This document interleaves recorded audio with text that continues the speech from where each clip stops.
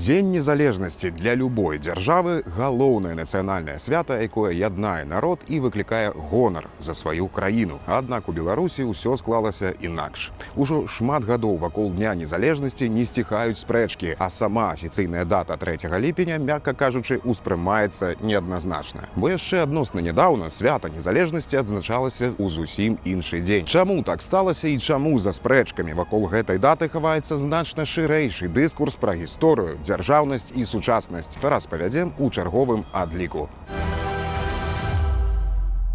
Напрыканцы 1980-х гадоў Савецкі Саюз імкліва змяняўся. Эканамічныя праблемы назапашваліся гадамі, а распачатая Міхаілам Гарбачовым перабудова ўжо не магла спыніць крызіс, які ахапіў усю сістэму. І тое, што яшчэ учора здавалася непарушным, сёння хісталася і распаўзалася па швах. Перабудова, частковы плюралізм і аслабленне кантролю з боку саюзнага цэнтру прывяло да росту грамадскай і палітычнай актыўнасці ў саюзных рэспубліках. Там пачалі адкрыта абмяркоўваць пытанні, якія раней знаходзіліся пад цэнзурай, уласную гісторыю, нацыянальную культуру і права самастойна вызначаць сваю будучыню. Ідэі суверэнітэту, якія яшчэ нядаўна гучалі толькі сярод дысідэнтаў і рамантыкаў, на перыферыі грамадскага жыцця імкліва набіралі папулярнасць. Першымі пра свой суверэнітэт заявілі краіны Балтыі. Яшчэ ў 1988 годзе адпаведную дэкларацыю прыняла Эстонія. Неўзабаве яе прыкладу паследавалі Літва і Латвія. Падобныя працэсы адбываліся і на Каўказе. Беларусь, хоць і лічылася савецкай вандэяй, таксама чакала пераменаў, але сітуацыя тут выглядала інакш. Калі ў краінах Балтыі пытанне незалежнасці ўжо адкрыта стаяла на парадку дня, то ў БССР значная частка палітычнай эліты не бачыла неабходнасці ў дзяржаўным суверэнітэце і разлічвала на далейшае захаванне Савецкага Саюзу, хай і ў нейкім там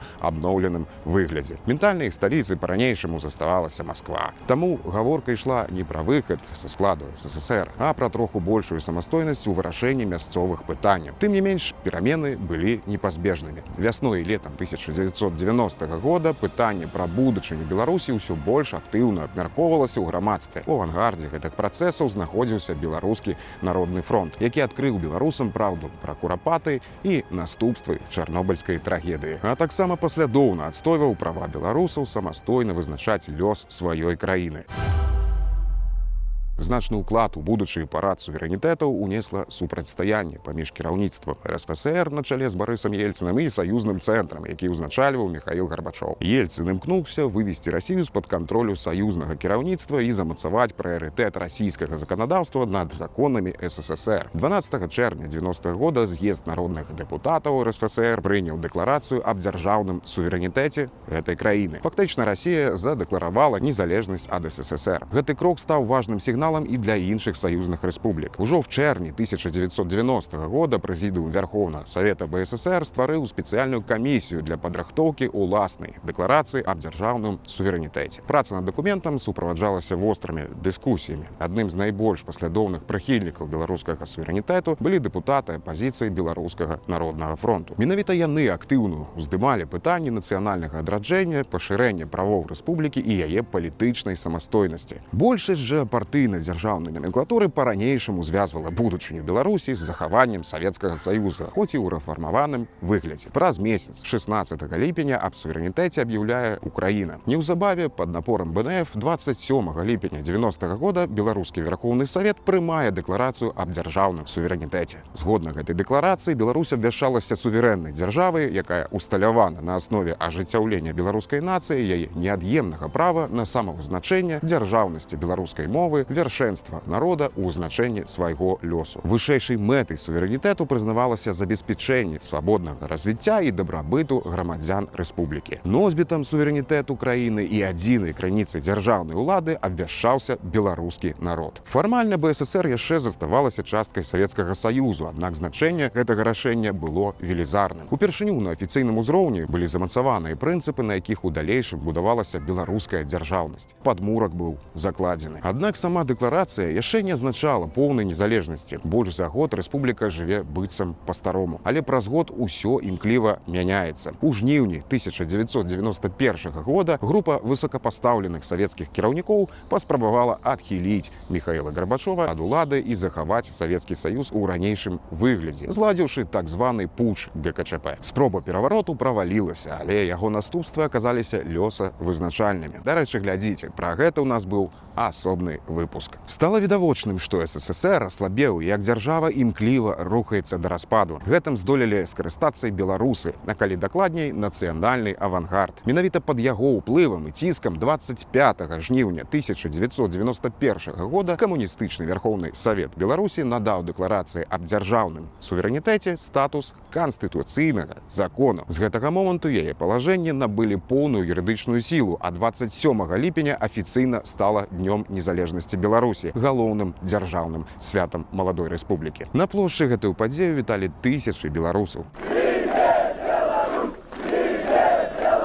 Аднак імклівае развіццё падзей, за якім грамадства не заўсёды паспявала, прывяло да таго, што стаўленне да гэтага гістарычнага акта з самага пачатку было неадназначным. Для адных яно сімвалізавала нараджэнне незалежнай беларускай дзяржавы, для іншых пачатак распаду Савецкага Саюза, а для большасці грамадзян заставалася проста новай афіцыйнай датай у календары. Асаблівае значэнне 27 ліпеня надаваў дэмакратычны рух, галоўнай сілай якога ў той час быў той самы авангард – беларускі народны фронт. Дэмакратычна настроеная частка грамадства ўспрымала гэтую дату як пачатак новага этапу беларускай дзяржаўнасці і сімвал пераменаў, да якіх імкнулася на працягу папярэдніх гадоў. Паводле розных ацэнак, падтрымка такіх ідэй у краіне дасягала каля 20%, а ў Мінску на піку магла набліжацца і да 40%. Аднак большасць грамадства займалася банальным выжываннем. Значна больш стрыманым было стаўленне да свята з боку былой савецкай номенклатуры, якая захавала свае пазіцыі ва ўладзе. Хоць дата афіцыйна адзначалася, праводзіліся ўрачыстыя мерапрыемствы і сходы таго значэння, якое ёй надавалі прыхільнікі нацыянальнага руху, у дзяржаўных кабінетах не было. Для многіх прадстаўнікоў улады 27 ліпеня заставалася хутчэй фармальнай дзяржаўнай датай, чым сапраўдным сімвалам незалежнасці. Частка палітычнай эліты па-ранейшаму звязвала будучыню Беларусі з нейкай формай абноўленага саюзу вакол Масквы і не ўспрымала незалежнасць як канчатковы і незваротны выбар. Таму сама дата не стала для іх важным днём. Розныя погляды на незалежнасць былі прыкметнымі і сярод першых кіраўнікоў краін. Старшыня Верхоўнага Савету Беларусі Станіслав Шушкевіч падтрымліваў захаванне беларускага суверэнітэту, аднак далёка не заўсёды падзяляў падыходы БНФ і часта выступаў за пошук кампрамісаў з чырвонымі. Кіраўнік урада Вячаслав Кебіч, наадварот, апіраўся на чырвоных дырэктароў і ўсё актыўней казаў пра больш цесную інтэграцыю з Расіяй. Ужо ў 1992 годзе ён дапускаў магчымасць нейкай беларуска-расійскай канфедэрацыі, а ў 93-м прасоўваў ідзею адзінай рублёвай зоны. Такім чынам, у першыя гады незалежнасці дзень 27 ліпеня не набыў той значнасці і маштабу, якой належыць падобным дзяржаўным святам. І нават стаў адлюстраваннем больш шырокага разыходжання ва ўяўленні пра будучыню Беларусі. Менавіта ў такой атмасферы краіна падышла да 1994 года, часу першых прэзідэнцкіх выбараў і прыходу да ўлады Александра Лукашэнкі. Яго перамога ў многім вызначала далейшы лёс беларускай незалежнасці ў цэлым і дня незалежнасці ў прыватнасці. Зразумець гэта не цяжка, калі паглядзець на падыходы, погляды і дзеянні новага кіраўніка краіны. Дарэчы, і пра гэта таксама ў нас быў ролік. Яшчэ ў пачатку 90-х гадоў Лукашенка, будучы дэпутатам, публічна выступаў супраць распаду Савецкага Саюзу. І ён не галасаваў 25 жніўня 91-го за наданне дэкларацыі аб дзяржаўным суверэнітэце статусу канстытуцыйнага закону, а пазней неаднаразова называў распад СССР найвялікшай трагедыяй. Пасля прыходу да ўлады паступова пачаў пераглядацца шлях краіны, які склаўся ў першыя гады незалежнасці. У 1995 годзе па ініцыятыве Лукашэнкі на рэферэндуме бел-чырвона-белы сцяг і герб пагоня, пад якім Беларусь сустрэла незалежнасць, былі заменены на сцяг і герб, што былі нейкай калькай сцягу БССР. Для прыхільнікаў нацыянальна-дэмакратычнага руху гэта стала сур'ёзным ударам, паколькі менавіта гэтыя сімвалы яны звязвалі з адраджэннем беларускай нацыі і дзяржаўнасці. Аднак гаворка ішла не толькі пра дзяржаўныя сімвалы.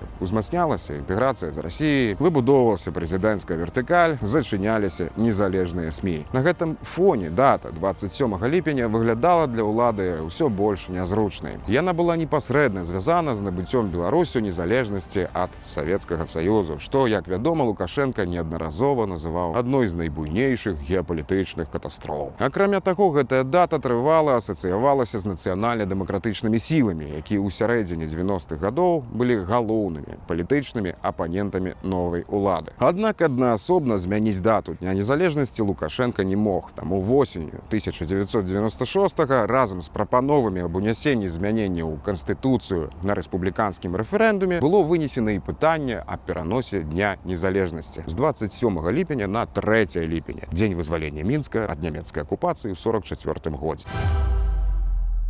Улада тлумачыла гэты выбар асаблівым значэннем Другой сусветнай вайны ў беларускай гісторыі. Паводле афіцыйнай логікі, менавіта вызваленне Мінска сімвалізавала вызваленне беларускай зямлі і павінна было стаць датай, здольнай аб'яднаць большасць грамадзян незалежна ад іх палітычных поглядаў. Крытыкі ж гэтай ініцыятывы бачылі ў ёй спробу адсунуць на другі план дату, непасрэдна звязаную з абвяшчэннем дзяржаўнага суверэнітэту Беларусі і замяніць яе падзеі савецкай гісторыі. Аднак такая аргументацыя выглядала вельмі супярэчлівай. Перш за ўсё кідалася відавочная неадпаведнасць. 3 ліпеня з'яўляецца датай вызвалення ад нацыстаў Мінска, але далёка не ўсёй Беларусі. На той момант немалая частка тэрыторыі рэспублікі з такімі гарадамі, напрыклад, як Гродна і Брэст, усё яшчэ заставаліся пад нямецкім кантролем, а поўнасцю Беларусь была дэакупаваная толькі напрыканцы ліпеня. Акрамя таго, сама ідэя звязаць Дзень незалежнасці з 3 ліпеня выклікала сур'ёзныя пярэчанні. Пасля выгнання нямецкіх войскаў Беларусь не стала незалежнай дзяржавай. Яшчэ амаль паўстагоддзя заставалася часткай СССР, не валодаючы ні паўнавартасным дзяржаўным суверэнітэтам, ні самастойнай знешняй палітыкай. Больш за тое, вяртанне савецкай улады ніякім чынам не азначала набыцця свабоды, а ўяўляла сабой змену адной таталітарнай сістэмы на другую, хай і не настолькі нялюдскую. Таму сувязь паміж вызваленнем Мінска ад немцаў у днём незалежнасці выглядала, мякка кажучы, нацягнутай. Гаворка ішла пра два розныя погляды на беларускую гісторыю. Для аднаго боку галоўным арыенцірам заставалася савецкая версія мінулага, заснаваная на кульце вялікай айчыннай вайны. Для другога рэальнае набыццё дзяржаўнага суверэнітэту і з'яўленне незалежнай Беларусі ў пачатку 1990-х гадоў. Па выніках рэферэндуму восенню 96-го, які праходзіў са шматлікімі парушэннямі і фальсіфікацыямі, прапанова аб пераносе Дня незалежнасці была прынята.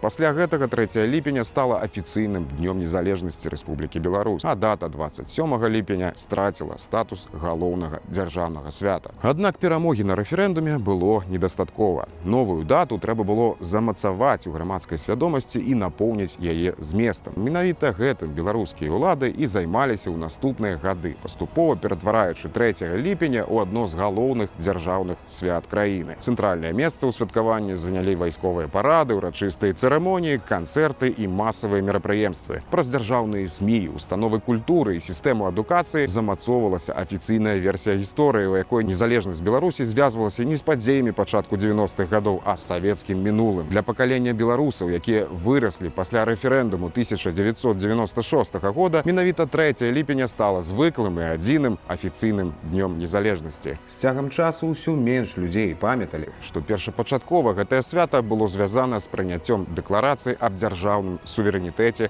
і нараджэннем незалежнай беларускай дзяржавы. Паступова ідэі беларускага нацыянальнага адраджэння і дзяржаўнай самастойнасці выцісняліся з публічнай прасторы, саступаючы места культу вялікай айчыннай вайны і канцэпцыі рускага міра. Аднак цалкам сцерці памяць пра 27 ліпеня уладам так і не ўдалося. Нягледзячы на страту афіцыйнага статусу, гэтая дата не знікла з грамадскага жыцця Беларусі. Для нацыянальна арыентаванай часткі беларускага грамадства яна працягвала заставацца сапраўдным днём незалежнасці. На працягу наступных дзесяцігоддзяў нацыянальна-дэмакратычныя сілы працягвалі адзначаць 27 ліпеня. Напрыканцы 90-х і ў пачатку 2000-х гадоў да гэтай даты прымяркоўваліся мітынгі, шэсці і іншыя публічныя акцыі, як у выпадку з Днём волі традыцыя адзначэння не знікла. Важную ролю ў захаванні памяці пра 27 ліпеня адыгравалі незалежныя медыа. З году ў год яны нагадвалі пра гісторыю гэтага свята, расказвалі пра прыняцце дэкларацыі аб дзяржаўным суверэнітэце і падкрэслівалі, што менавіта гэтая дата была першым афіцыйным днём незалежнасці Беларусі. Гэтая дата з'явілася не ў выніку чыёсьці палітычнай волі або ў рашэння чыноўнікаў. Яна стала вынікам глобальных гістарычных працэсаў, калі беларусы, як і іншыя народы былога СССР, скарысталіся вакном магчымасцю для таго, каб абвесціць незалежнасць, вызначаць уласны лёс і будаваць сваю дзяржаву. Свята можна прыбраць з афіцыйнага календара, можна змяніць дзяржаўныя сімвалы, можна дзесяцігоддзямі навязваць іншую версію гісторыі, але змяніць мінулае немагчыма. З надыходзячым святам незалежнасці. Калі вы ў бяспецы, падпісвайцесь, стаўце лайкі і чакайце новых гісторый.